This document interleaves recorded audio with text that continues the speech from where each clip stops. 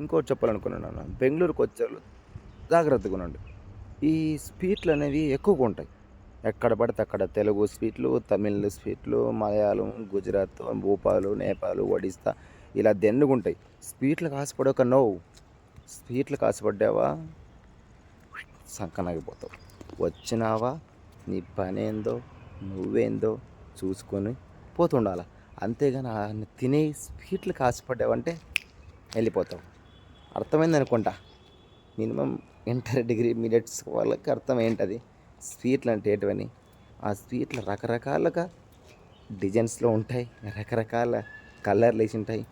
పైన కలర్ని చూసి లోపల నోపడకన్నా ఆత్రం పడిపోకు.